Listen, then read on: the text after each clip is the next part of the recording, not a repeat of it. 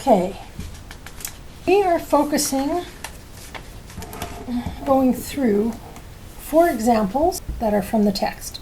They're quite simple, focused only on acquisition date. You can find similar examples in the text, some different numbering, and I've added some things in, so they won't be in. Okay, so this is just acquisition date, that's it.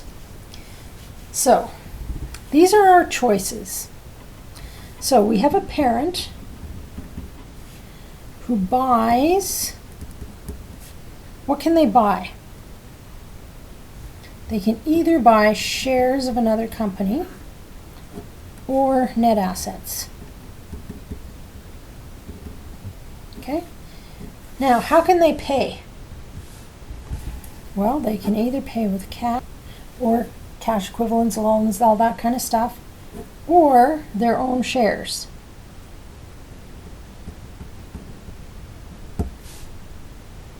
And if they're buying net assets, they can do the same thing. So we can pay, sorry, it's a little squished, with cash or own shares. Okay, so that's really, especially in this chapter, decisions you're making. You're going, okay, I'm the parent, or whoever is the parent, company ABC, they're either going to buy all the assets and they go right on their books, or they're going to buy shares. They can either cash or their own shares. So, if they buy the net assets, so parent ABC buys all the net assets and takes over responsibility for the liability XYZ. Where do those go? Just like if you buy a piece of machinery. It goes on your books.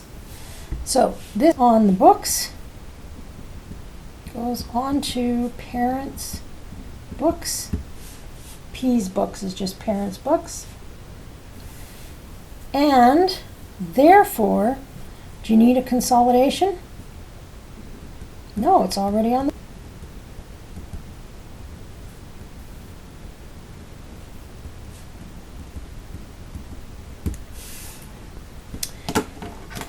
Now, if you buy shares, are you actually taking ownership of their assets? No, so they're not going to come on your books. So this is going to need consolidation to combine on a laptop. Okay? Now, you guys, obviously you can use the same laptop you're doing your books on. I am clearly drawing a line between the laptop that's doing the consolidated statements and the parent's books, which are on a different, because these two don't mix, okay? Consolidated statement and the parent single entity statements do not ever mix, okay? This is for presentation to the public. Now, there's one more thing I need to be careful of here. There was something about paying own shares that we had to worry about. Do you remember? Yeah, sometimes we have to figure out who the acquirer is.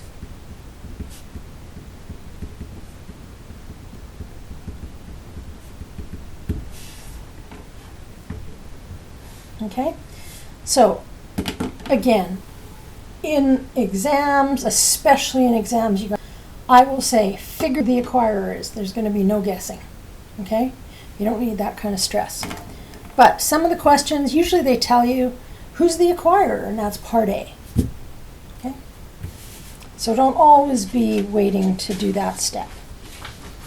Okay? So if you get lost in these 4 examples, come back here and say, okay, what's the parent buying? Is it net assets, so you're buying all their machine equipment and all that? Or are you just buying their shares? Okay? Okay. So let's go right through the examples.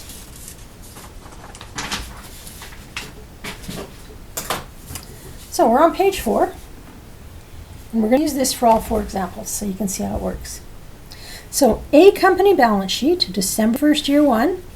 Here's their assets, liabilities, shareholders' equity, common shares, retained earnings, and total. Shareholders, 5,000 common shares, and they're the Group X. That's the shareholders we'll call them.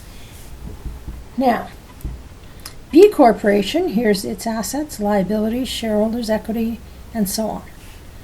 And that ends right there.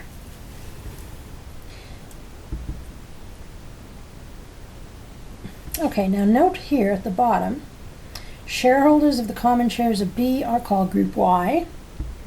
The actual number of shares issued and outstanding is purposely omitted because you don't need it. Now, there is one extra little piece down here that we're not used to seeing. And I lost where I am. Here I am. Now, it gives you the fair values of B Corporation's net assets. So their assets on their books are 88,000. The fair value of the assets are 109,000. Is that normal that fair value is different than value? Yeah, it is. Until IFRS, we didn't write up our assets. They were at historical cost, and depreciation is just an approximation, and so on. So, yeah, it's okay. They're different. They should be. Now, the other thing is, why do we need fair value? Well, when we said when a parent acquires a sub, they record the assets at fair value, just like we did in 315. Okay, so we've got A company, it's at December 31st, B company also at December 31st, and there's our information. So, let's go down here. January 1st, year 2. This is example 2. A company paid $95,000 in cash to B Corp for all of the net assets. Now, did they pay the shareholders to buy their shares, or did they pay the company to get all their assets? Yeah, they paid the company. No other direct costs are involved. I want us to calculate goodwill, because remember, usually you pay more than the fair value. Sometimes you don't. We'll do that in another chapter. Calculate goodwill, complete the purchase entry and balance sheet after purchase for each company. So we're going to see exactly what happens. Okay? So, let's look at some pieces. January 1st, year 2, that's the acquisition date. So, who's the acquirer? A or B?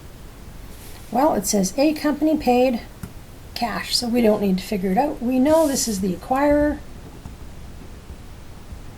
or think of it as the parent, and acquiree,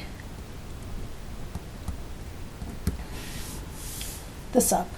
Now, technically, when you buy the net assets, you wouldn't necessarily be the parent because you're combining your balance sheets on your books. I'm just getting us started because after we're not doing much of this, we're doing actually buying shares. Okay.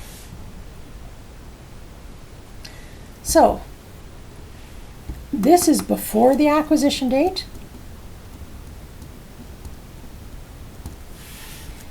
And January 1st is the acquisition date. Okay, now, I'm going to teach you to calculate goodwill first. Leave some space because I want to write something over here. So, goodwill, we're going to take consideration given up.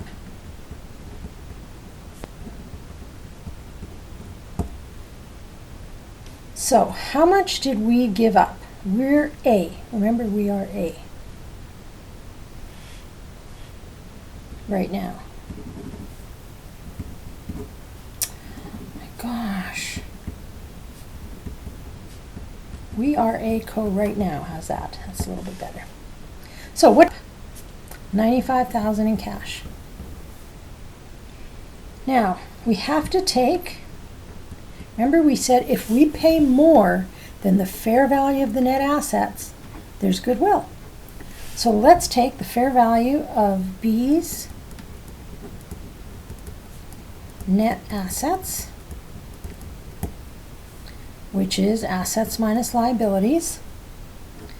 So are we going to use this number or this number? Well, it has to be fair value because that's the rule. So fair value is 109,000 minus 29,000.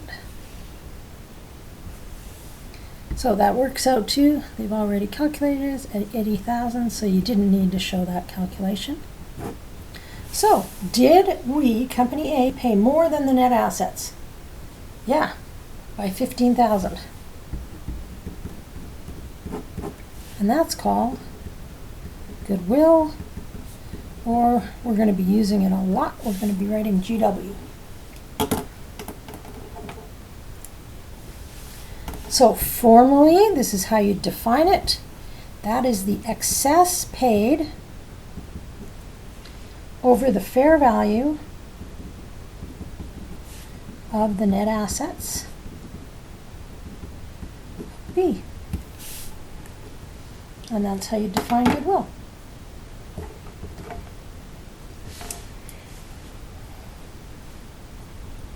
Okay, now I want to do a note here.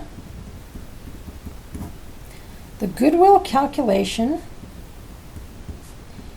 is shortcut,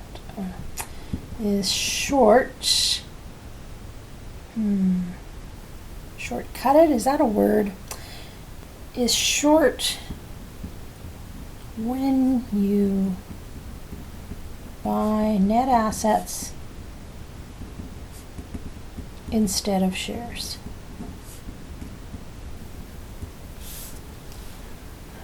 So this calculation will actually always work, but when you buy shares,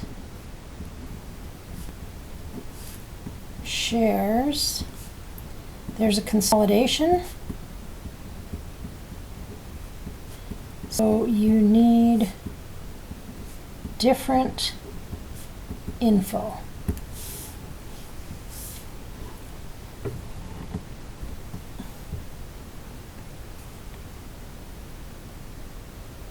Okay, so you'll see a difference when you buy net assets versus shares is a longer calculation.